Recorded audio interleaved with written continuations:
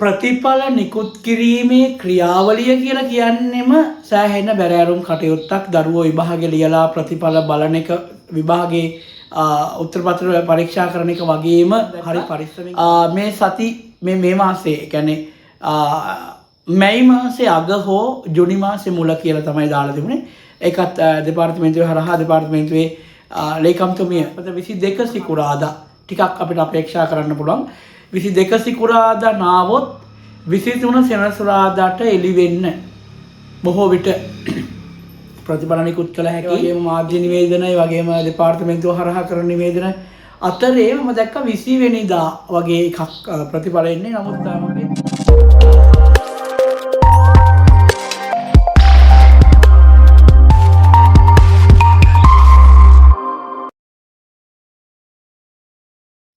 සතුට අපේක්ෂාව සහ බලාපොරොත්තු පිරිච්ච කාලයක් තමයි අපේ 2025-26 අපොස සාමාන්‍ය පෙළ ලියපු අපේ ආදරණීය දූ දරුවන්ගේ මේ දවස් ටික ගත වෙන.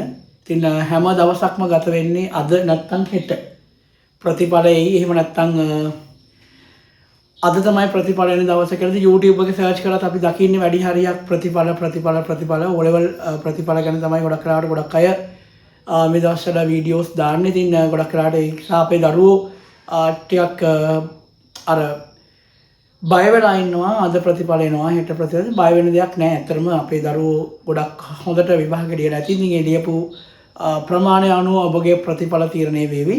ඉතින් මටත් හිතුණා වීඩියෝ එකක් එකතු කරන්න ඕනේ කියලා.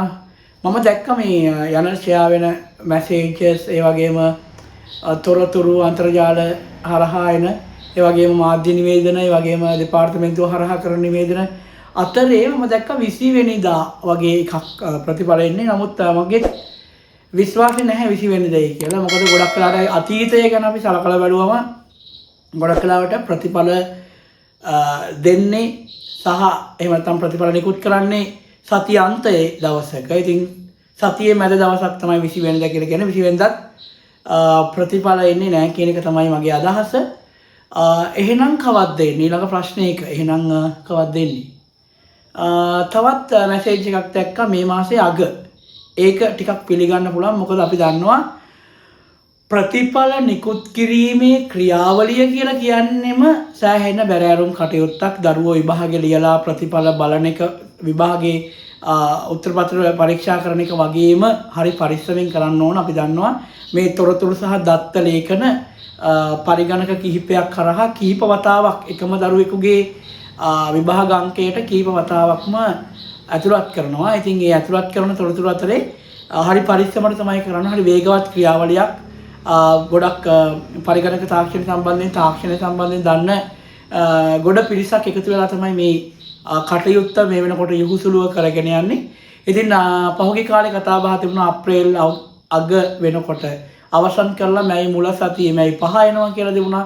ඊට පස්සේ මේම දිගට අද එනවා හෙට එනවා කියලා ගොඩාක් ප්‍රතිඵල සම්බන්ධයෙන් සෑහෙන ලොකු ආందోලනයක් තිබුණා. ඉතින් ඒ අතරේ දැකපු එක මැසේජ් එකක් තමයි 20 කොහෙත්ම එන්න විදියක් නැහැ වගේ එකක් තමයි තියෙන්නේ. ආවොත් හොඳයි. මොකද දැන් දරුවෝ ඉන්නේ අනේ මේක මොන වදයක්ද, ඇවිත් ඉවරන එකක් ප්‍රතිඵල එක්ක පාස් වෙන්න හරි එක්ක ෆේල් වෙන්න හරි කියලා තමයි අපේ දරුවෝ දැන් එක මානසික වදයක් කරගෙන තියෙන්නේ. සමහර දරුවෝ මට කතා කරාම මට මතකයි කියනවා අනේ සර් දැන් නම් එපා වෙලා තියෙන්නේ. ඇත්තටම විභාගෙ ලිව්වට වඩා අමාරුයි මේ දවස් ටික ගත කරන එක. අපිට සර් ස්ට්‍රෙස් වගේ කියලා කියන දරුවෝ ඉන්නවා. ඉතින් එහෙම වෙන්න එපා මං කියන්නේ. මොකද ප්‍රතිඵල ඇත්තටම දැන් එන්න ළඟයි. ඒ නිසා ඒ කටයුතු මම අර කියාගෙන ආපු ක්‍රමවේදයත් එක්ක ඉතින් අපිට සෑහෙන බලාපොරොත්තුවෙන් අපේක්ෂාවෙන් ඉන්න වෙනවා. මේ මාසේ අග කියන එක තමයි ගොඩක් වෙලාවට සමහරට දැන් 20 බදාදා 21 බ්‍රහස්පති 22 සිකුරාදා ටිකක් අපිට අපේක්ෂා කරන්න පුළුවන්. 22 සිකුරාදා නාවොත් 23 සෙනසුරාදාට එළි වෙන්න බොහෝ විට ප්‍රතිඵල නිකුත් කළ හැකි. එසේත් නැත්නම් ඊළඟ සතියට යනවා කාලේ ඒ සතියේ සිකුරාදාව තමයි අපේක්ෂා කරන්න ඕනේ. මෙන්න මේක තමයි නිවැරදි තොරතුරු දුවේ පුතේ.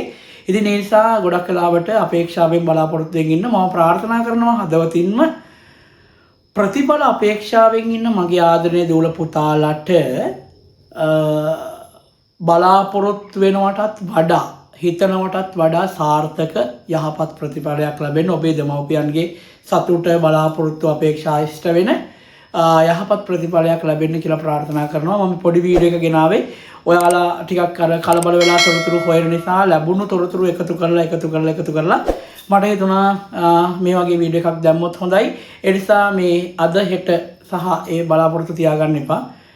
ඉතින් ඔයාලට ගොඩක් කරලා සතියන්තේ ඔයාලා චෙක් කරලා බලන්න ගොඩක් වෙලාවට මොකද සතියන්තේ දාන්නත් හේතුව එතකොට අන්තර්ජාලය හරහා දරුවෝ පරිශීලනය කළා හොයලා අතර අන්තර්ජාලයටත් යම්කිසි වාසියක් සිද්ධ වෙනවා. ඔයාලා ප්‍රතිඵල හොයාගෙන වෙබ්සයිට් එක පාවිච්චි කරද්දී ඒක අනිවාර්යෙන් ගොඩක් ඈත කාලේ අපේ කාලේදීම ගොඩක් වෙලාවට මේ සතියන්තේ තමයි ප්‍රතිඵල නිකුත් වෙන්නේ. එතකොට අන්තර්ජාලය හරහා දින දෙකක් අපි ප්‍රතිඵල පරීක්ෂාවේ දෙනවා. ඒක ගොඩක් අන්තර්ජාල පරිශීලකයන්ට සහ ඒ වෙබ් අඩිය නිර්මාණය කරපු අයට IT දෙපාර්තමේන්තුවට සෑහෙන වටිනවා.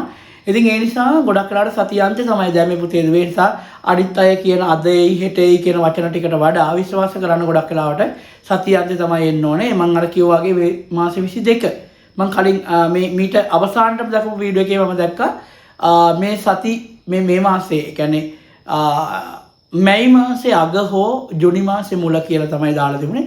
ඒකත් දෙපාර්තමේන්තුවේ හරහා දෙපාර්තමේන්තුවේ ලේකම්තුමිය හරහා ආපු මැසේජ් එකක් කියලා තමයි මම ඒක දැක්කේ. ඉතින් සමහරට බොහෝ විට ඒක විශ්වාස කරන්න පුළුවන්. ඒ නිසා තව ටිකක් නිදහසේ ඉන්න පුතේ. ඒ කියන්නේ තව ටිකක් බොහොම කලබල නොවී ඉන්න. ඉතින් ඒ නිසා ඔබට ප්‍රතිඵල ලැබෙන දවසට දැන් ඔබ ඉතාම ආසන්නයි.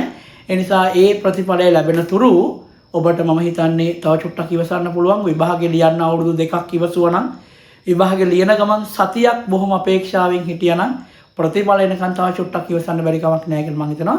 එහෙනම් අදට ගිහින් එන්නම් දුවේ පුතේ. මම පහුගිය දවස් ටිකේ ටිකක් විතර බිසි වුණා. ඒ නිසා වීඩියෝ එකක් ගේන්න බැරි වුණා. දැන් අලුත් දරුවෝ වෙනුවෙන් අපි වැඩසටහන් කීපයක් හදාගෙන ඉන්නවා කියලා මම කිව්වා. ඉතින් ඒගොල්ලන්ටත් ඊළඟ අවුරුද්ද 2026 දෙසැම්බර් මාසේ මේ අවුරුද්ද දෙසැම්බර් මාසේ විභාගෙ ලියන දරුවන්ට අපේක්ෂාවෙන් ඉන්න පුළුවන්.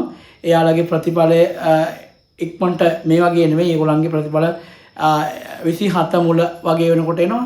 ඒවා දැන් අර පරණ ක්‍රමයට හැදුනම අපේ හරි දන්නවා මෙන්න මේ කාලේ තමයි ප්‍රතිඵල එන්නේ කියලා. දැන් අපේ දෙපාර්තමේන්තුවේ මේ වෙනකොට ඔබගේ ප්‍රතිඵලයේ අවසාන අදියරේ තමයි තියෙන්නේ. ඉතින් ඒ අදියර සම්පූර්ණ වුණු ගමන් එක බටන් එකක් ප්‍රෙස් කරපු ගමන් ඔයාලා ගාවට ප්‍රතිඵලය දැක බලා ගැනීමේ හැකියාව තියෙනවා. ඉතින් එහෙනම් ඒ ප්‍රතිඵලය සාර්ථක වේවා, ජයග්‍රහණය ඔබට ලැබේවා කියලා ප්‍රාර්ථනා කරන ගමන් අදට මම ගිහින් එන්නම් ඔබේ නිවහනෙන්.